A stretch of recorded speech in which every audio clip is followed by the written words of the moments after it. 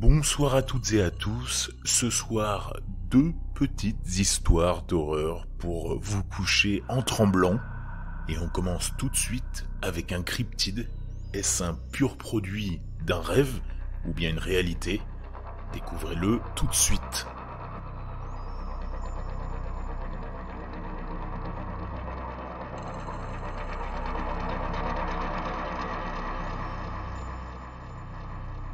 Tout a commencé quand j'avais environ 5 ans. Mes parents n'ont jamais eu beaucoup d'argent et plusieurs fois par an, l'électricité était coupée pour cause de non-paiement des factures. Comme cela arrivait souvent, nous avions toujours une grande boîte de chandelles et de bougies chauffe-plat pour éclairer la maison les soirs où nous n'avions plus d'électricité. Mes parents m'avaient mis au lit et avaient éteint la plupart des bougies, à l'exception de celles qui se trouvaient dans leur chambre. Je me suis réveillé, à un moment donné, assez tôt dans la nuit, pour aller aux toilettes, qui se trouvaient juste en face de ma chambre. Je m'arrête dans le couloir sombre et je regarde à ma gauche. Depuis le salon, et dans la chambre de mes parents, je le vois. Le Zebramen. Il faisait à peu près la taille de mon père, 1m80. Et honnêtement, son apparence hante encore mes rêves. Il avait le torse complètement nu d'un homme, mais la tête, les bras, les jambes, les mains et les pieds d'un zèbre. Son visage était légèrement différent, en particulier ses yeux. Ses yeux étaient orange et de forme triangulaire, et ils n'étaient pas placés à l'endroit typique d'un équidé. Au lieu de cela, ils étaient centrés à l'avant de son visage. J'étais un enfant, alors je le fixais, et je ne savais pas s'il était réel ou non. Puis, il a commencé à sprinter, comme un humain, dans ma direction. J'ai commencé à crier, et je me suis réfugié dans la salle de bain. J'entendais ses sabots claquer contre notre parquet. Ils étaient assez proches de la salle de bain pour que je puisse sentir les vibrations de ses pas sur le sol à mes pieds. Puis, ils se sont arrêtés.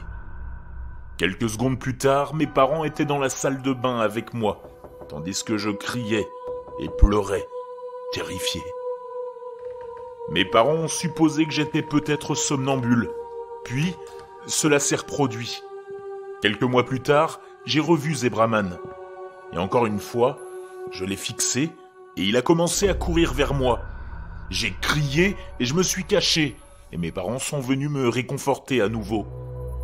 En grandissant, le Zebraman est apparu chaque fois que nous allumions des bougies dans la maison. J'ai vite appris que, dès que je le regardais, il disparaissait seulement après m'être caché aux toilettes. La dernière fois que je l'ai vu, j'avais environ 14 ans. Il m'a poursuivi et s'est arrêté juste devant la porte des toilettes, comme il l'avait fait de nombreuses fois auparavant. Après cela, la maison était beaucoup plus paisible la nuit, comme si quelque chose de négatif avait enfin disparu de ma vie.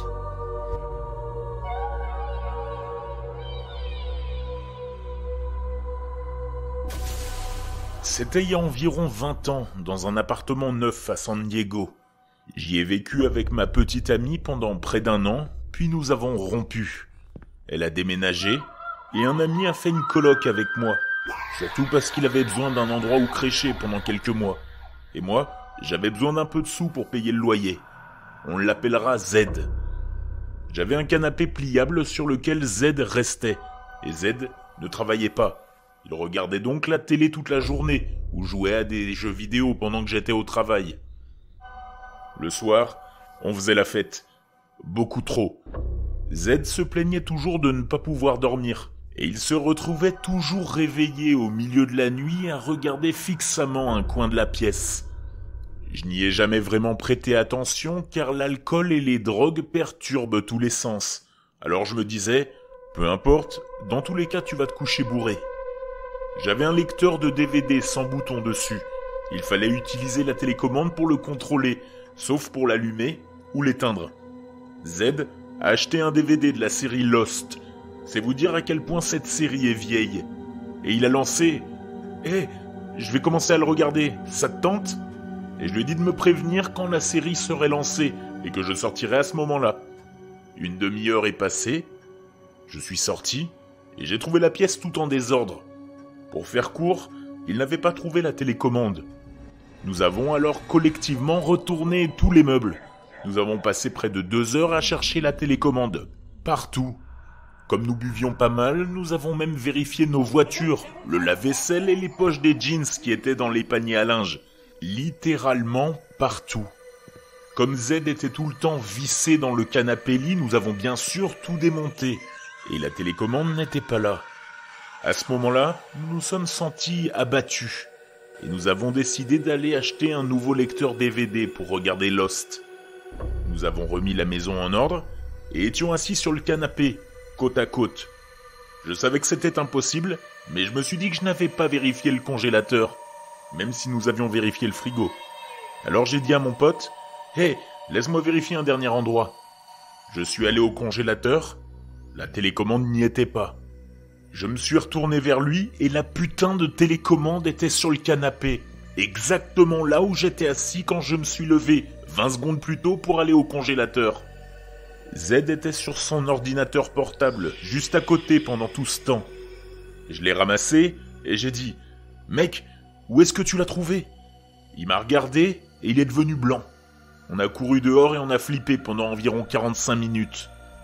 Au cours des semaines suivantes, des objets électriques ont disparu. Chargeur de rasoir électrique, chargeur de téléphone, chargeur de lecteur MP3 et câble d'ordinateur portable. Z a depuis déménagé un jour de semaine pendant que j'étais au travail. La chambre qu'il occupait était totalement vide, à part les meubles.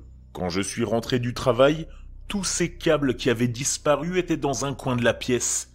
Je sais que c'était pas lui qui se moquait de moi car il m'avait demandé de lui en envoyer quelques-uns par courrier. Quand Z a déménagé, je ne sais pas pourquoi, mais je ne pouvais pas dormir dans mon propre lit. Presque toutes les nuits, je me réveillais assis sur le canapé, fixant un coin supérieur de la pièce, comme il le faisait avant. À mon travail, une fois par mois, je devais finir très tard. Je suis donc rentré chez moi vers 7 heures du matin. Je me suis effondré sur le canapé, et vers 10 heures, quand je me suis réveillé, j'ai vu un vieil homme debout devant moi, à environ 1 mètre de distance. J'ai fait comme si j'étais simplement fatigué et que je rêvais. Mais je l'ai fixé pendant environ 1 minute. Et j'ai réalisé que j'étais bien conscient. Il n'était pas habillé comme un vieillard. Il portait un t-shirt, des baskets avec des chaussettes qui lui arrivaient au mollet et une casquette de baseball. Au bout de 3 minutes environ, il s'est tourné vers moi d'une manière peu naturelle. Il a établi un contact visuel, puis a fait quelques pas et a disparu. J'ai flippé et, alors que j'avais prévu de déménager dans 2 semaines, j'ai finalement filé quelques jours après cette rencontre. J'ai beaucoup d'autres histoires de ce genre, mais celle-ci est la plus importante, et je voulais la partager avec vous.